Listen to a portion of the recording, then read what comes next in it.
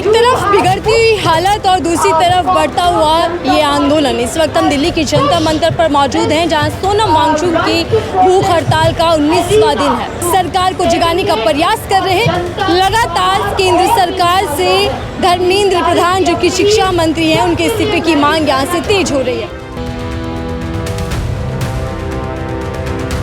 और सबसे मेरी यही अपील है कि बहरी सरकार को अपनी आवाज़ सुनाने की थोड़ी आवाज़ ऊंची करनी पड़ेगी। ऊंची आवाज़ के लिए आप सबका सहयोग चाहिए हमें। तो आप सब यहाँ पर आइए, हमसे जुड़िए। अगर मैं बेशक अनपढ़ आदमी हूँ, लेकिन मुझे पढ़ाई का वैल्यू है। बच्चों को पढ़ाई जो जरूरी है। आज जो बच्चे हमारे मरे ना, बहुत दुख है। बेशक मेरे नहीं है, मेरे परिवार के हैं, मेरे देश के बच्चे हैं। उनके लिए मैं बिल्कुल आवाज़ उठाना चाहता हूँ और अपील करता हूँ इस देश के हर नागरिक को इसके लिए खिलाफ आवाज़ उठानी चाहिए, धर्मेंद्र प्रधान के खिलाफ। आप हमारी हालत देखिए। मैं कह रहा हूँ अगर सोनम वांगचुक जी को कुछ हो गया तो संसद में घुस के प्रधानमंत्री को मारने का काम करेंगे। अब जो हमारे अंदर ज्वाला है, मैं आपके सामने नहीं रख सकता हूँ। 26 दिन हो गए बरसात में और धूप में इस रोड पे हमें गुजारे हुए। मुझे मेरे संघर्ष मुझे अब दूसरी ओर ले जा रही है। जो सत्ता में बैठे वो चाहते हैं अच्छे लोग मर जाए और जो उनके चाटुकार है बस वही जिंदा रहे, ताकि उनकी गुलामी करते रहे। आपने हमारी बात नहीं सुनी, सामने वाले की सुनते। जो 18 दिन से भूखा प्यासा वहाँ बैठा हुआ, उसकी भी नहीं सुननी। तो मोदी जी को मुझे अक्सर ऐसा लगता है बाहर घूमने से फुर्सत तो होती ही नहीं है। उन्हें अपने देश में क्या ही पैर टिकेंगे और क्या ही वो देश के बारे में सोचेंगे। अटल बिहारी वाजपेयी ने कहा था सरकारें आएंगी जाएंगी बनेंगी, ये देश रहना चाहिए। मोदी जी से सवाल ये रहेगा कि क्या आप अपने अटल जी अपने आदर्श को भूल गए हैं? एक तरफ बिगड़ती हुई हालत और दूसरी तरफ बढ़ता हुआ ये आंदोलन। इस वक्त हम दिल्ली की जंतर मंतर पर मौजूद हैं, जहां सोनम वांगचुक की भूख हड़ताल का 19वां दिन है। देश के सबसे बड़े साइंटिस्ट भूख हड़ताल पर हैं, बैठे हुए हैं, सरकार को जगाने का प्रयास कर रहे हैं। लगातार केंद्र सरकार से धर्मेंद्र प्रधान, जो कि शिक्षा मंत्री हैं, उनके इस्तीफे की मांग यहाँ से तेज हो रही है। यहाँ अब पॉलिटिकल मंच पर तमाम नेता पहुँच चुके हैं। एक तरीके से ये पूरा मंच पॉलिटिकल भी बनता जा रहा है, यानी कि विपक्ष का समर्थन बढ़ रहा है। आम जनता से लेकर देश के विपक्षी सांसद हो या फिर नेता हो, वो चिंतित हैं सोनम वांगचुक की तबीयत को लेकर। अगर कोई चिंतित नहीं है तो वो है केंद्र सरकार। सरकार का रवैया क्या अहंकारी हो चुका है, और क्या लोकतांत्रिक देश में कोई व्यक्ति जब खोखले सिस्टम को बदलने की बात कर रहा है, अपनी सेहत के साथ खिलवाड़ कर रहा है, सिर्फ देश के बेहतर भविष्य के लिए।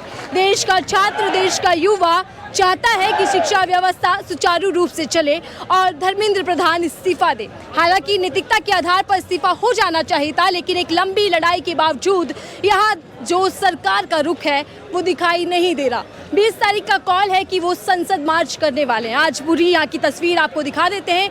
तकरीबन ये जो आंदोलन अब आगे की ओर बढ़ रहा है तो भीड़ भी बढ़ती जा रही है। मंच पर तमाम लोग पहुंच रहे हैं, चाहे वो विपक्षी पार्टी के नेता हो। अभी हाल ही में अरविंद केजरीवाल, दिल्ली के पूर्व मुख्यमंत्री, यहाँ से होकर गए हैं। उनकी पूरी नेता यहाँ पहुंचे और राकेश टिकैत यहाँ पर पहुंचे, डिम्पल यादव यहाँ पहुंची।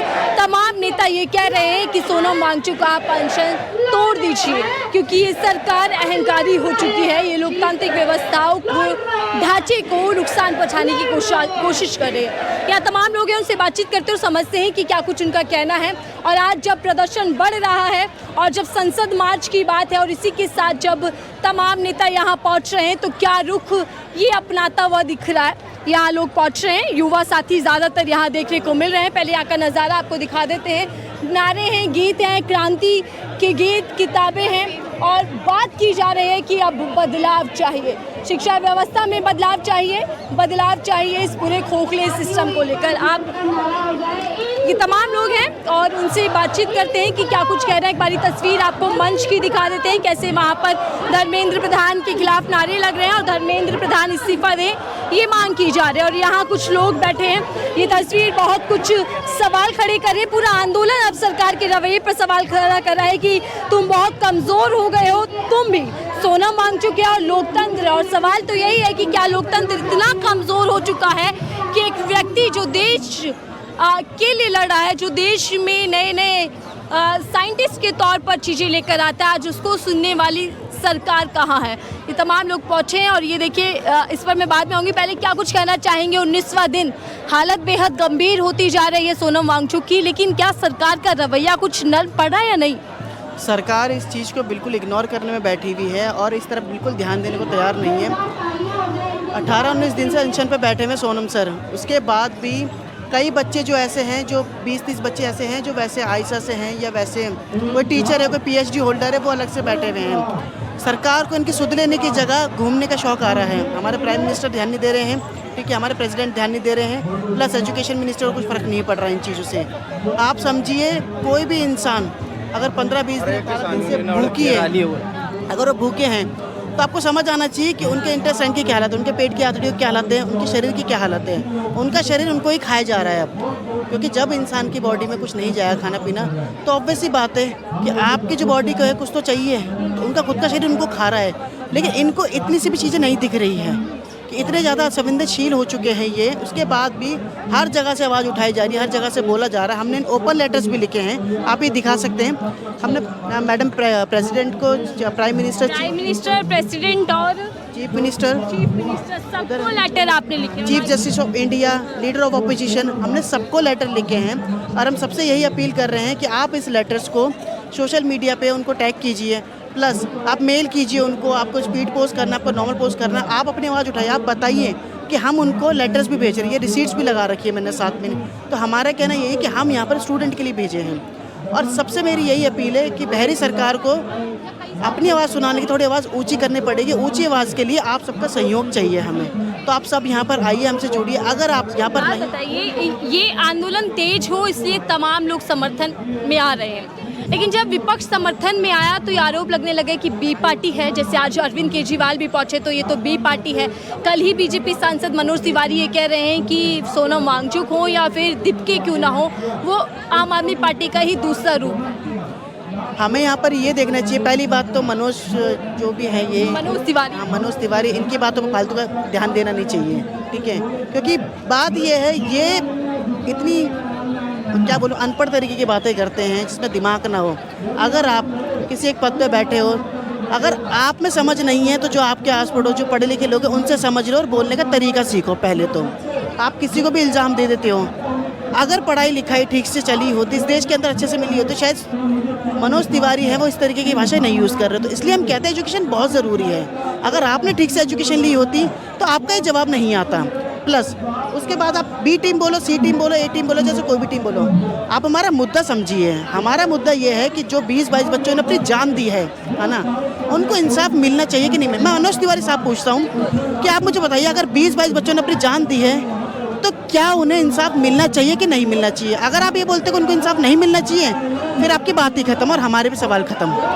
हमारा सब चिंतित नजर आ रहे हैं सोनम वांगचुक की तबीयत को लेकर, लेकिन सरकार क्या वो चिंतित है या दूर दूर तक आंखें मूंद कर बैठी? सरकार का रवैया ये दिख रहा है हमें कि पहले ये जितने भी लोग हैं, जो बच्चे हमारे बीच से गए थे, ये उनके लिए ना तो कोई मतलब किसी भी तरीके का उनको जवाब नहीं आया कि भाई हमें दुख है या हमारी गलती है इस टाइप के।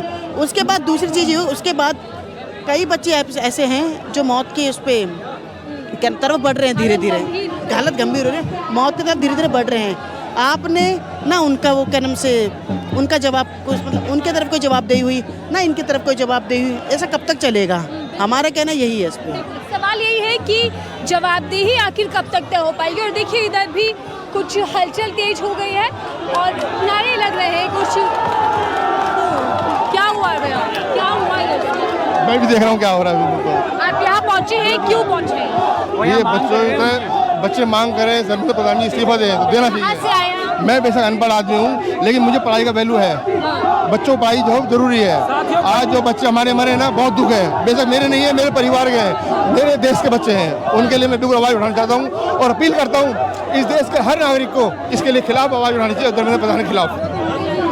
आप लोग लगातार पहुंच रहे हैं, आप जैसे और भी पेरेंट्स यहाँ पर आ रहे हैं, लेकिन सरकार साथ में मेरे साथ सरकार का जो रुख है, सरकार अभी तक इस पर चुप्पी साधे या फिर वायरस कह रही है इन लोगों को? सरकार को झुकना पड़ेगा। अगर हम लोग एक रहेंगे, मिलकर रहेंगे, सरकार को झुकना पड़ेगा। सरकार को, इतनी घमंडी सरकार है, अगर हम लोग मिलकर रहेंगे, आवाज उठाएंगे, लड़ेंगे और जीतेंगे। 20 तारीख को आप लोग भी मार्च में पक्का आएंगे। उससे कुछ दबाव पड़ेगा?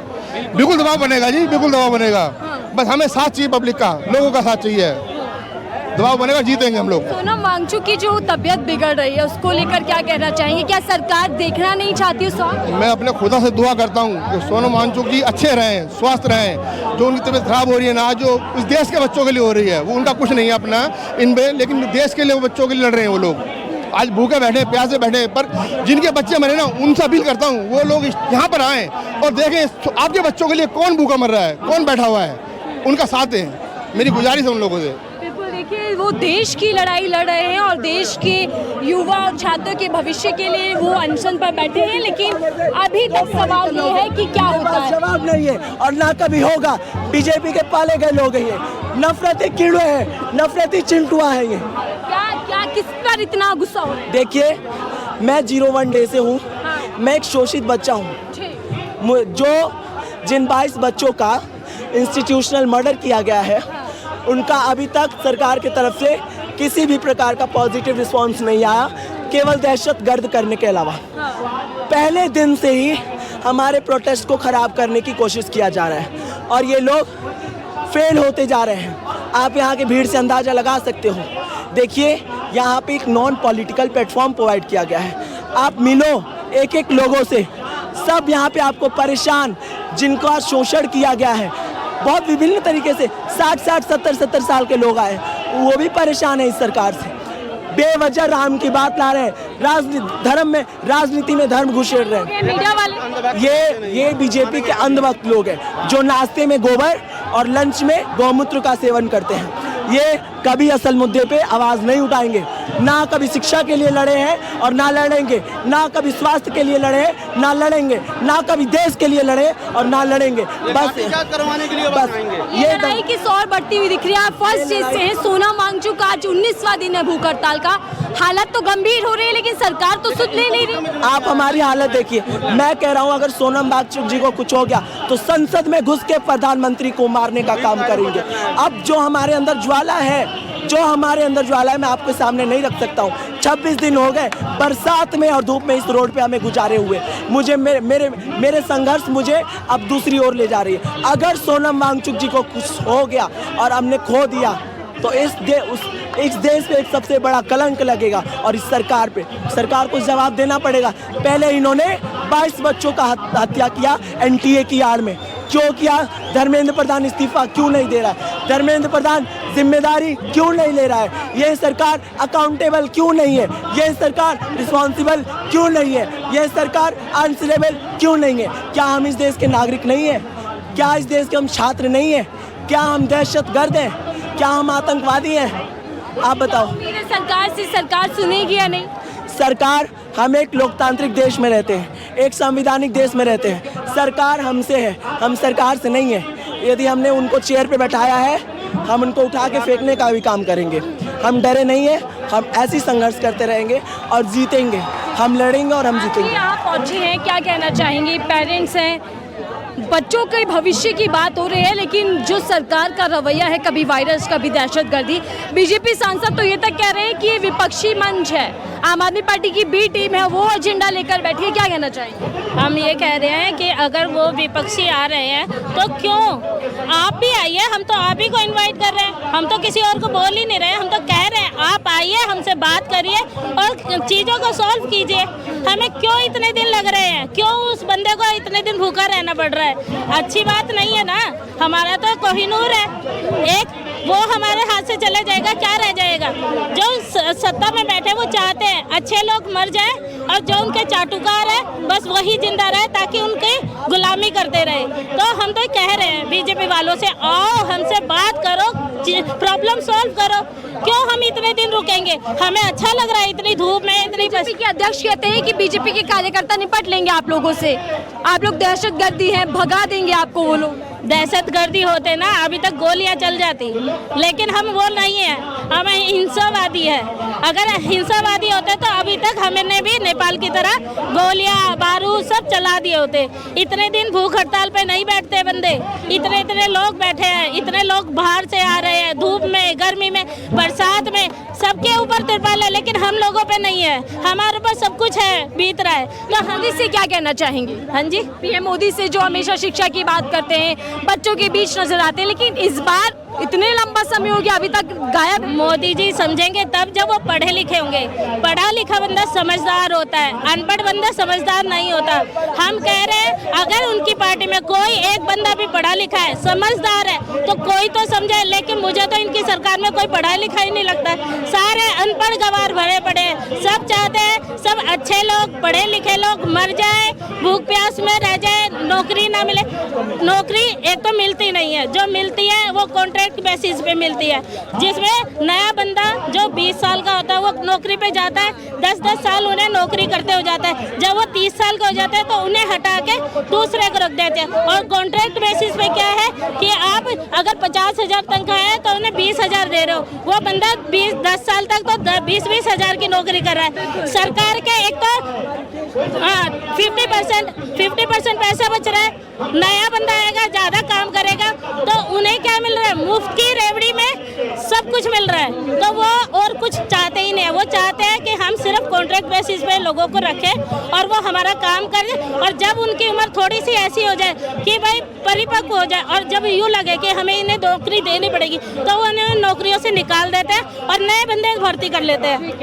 लंबा चल रहा है आंदोलन, आप लोग जेनजी हैं, क्या कुछ कहना चाहेंगे?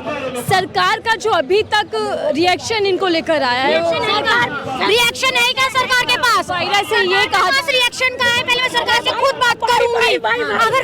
अगर मुझे 30 सेकंड मोदी जी के मिलेंगे तो मैं पूछूंगी कि आपने रिएक्शन दिया क्या है? 18 दिन से आपके पास रिएक्शन नहीं है। मोदी जी क्या नाम है, मेलोनी जी को मेलोडी जैसी देते हैं वैसे 100 रिएक्शन आते हैं कि हम बेस्ट फ्रेंड है, फलाना है, और यहाँ से एक भी रिएक्शन नहीं। हम कौन है उनके देश का? हम कोई कामकाजी लोग नहीं है क्या देश के? आप देश चला रहे तो हम भी तो आगे देश चलाएंगे ना। हमें भी चाहिए अपना देश अच्छा चाहिए। वैसे आप कहोगे बाहर का देश ये कर रहा है, अभी तक आपके देश में कुछ भी नहीं अच्छा है, ना आप कोई सुनवाई कर रहे हो ना कुछ कर रहे हो। आपने हमारी बात नहीं सुनी, सामने वाले की सुनते, जो 18 दिन से भूखा प्यासा वहाँ बैठा हुआ उसकी भी नहीं सुननी। तो मोदी जी को मुझे अक्सर ऐसा लगता है बाहर घूमने से फुर्सत तो होती ही नहीं है। उन्हें अपने देश में क्या ही पैर टिकेंगे, क्या ही वो देश के बारे में सोचेंगे। लेकिन अगर मैं ये कहूँ कि मोदी जी इंटरनेशनल रिलेशंस ठीक कर रहे हैं, जब एक्सटर्नल प्रॉब्लम्स को आप ठीक करके इंटरनल ठीक करोगे, नहीं तो शरीर चलेगा कैसे? ये बताओ ना, ये बताओ। और बताया जाता है कि डंका बज रहा है, मजबूत सरकार है ये। 19 दिन हो गए। मजबूत सरकार, मुझे तो एक चीज मजबूत नहीं लगती। Women safety zero, hunger zero, uneducation, unemployed लोग सारी वही है। मुझे लगता है थोड़े बहुत ही मैं कहती हूँ कि अच्छे सेक्टर्स में होंगे। मैं खुद भी कुछ नहीं हूँ, मैं तो ये कहती हूँ कि सिर्फ 30 सेकंड अगर पीएम मोदी दे दे आपको तो क्या सवाल आप करना? अरे मैं कहूँगी कहाँ हो आप? उनसे सुनो, क्यों नहीं सुन रहे इतने दिन से? मुझे बस उनके लिए चिंता है। हाँ, क्यों नहीं सुन रहे वो इतने दिन से? एक दिन, 2 दिन, 3 दिन, 18 दिन, अब 20 तारीख तक भी वो दिन जाएगा। सुन क्यों नहीं रहे हो? अटल बिहारी वाजपेयी ने कहा था सरकारें आएंगी जाएंगी बनेंगी, ये देश रहना चाहिए। मोदी जी से सवाल ये रहेगा कि क्या आप अपने अटल जी अपने आदर्श को भूल गए हैं? सही बात है, ये भूल चुके हैं। बिल्कुल, एक मिनट रुकिएगा। देखिए लगातार प्रदर्शन जारी है और अब ये प्रदर्शन यहाँ से बाहर निकलकर संसद की ओर बढ़ने के लिए तैयार है। यहाँ तमाम लोग पहुँच रहे हैं। सवाल सिर्फ यही है कि आखिरकार देश के प्रधानमंत्री अपने मंत्री को लेकर इतनी चुप्पी क्यों साधे हुए? क्या एक शब्द सोनम वांगचुक के लिए बोलेंगे या नहीं बोलेंगे? 19 दिन से हालत गंभीर होती जा रही है, लेकिन सरकार इस पूरे मुद्दे को गंभीरता से नहीं ले रही।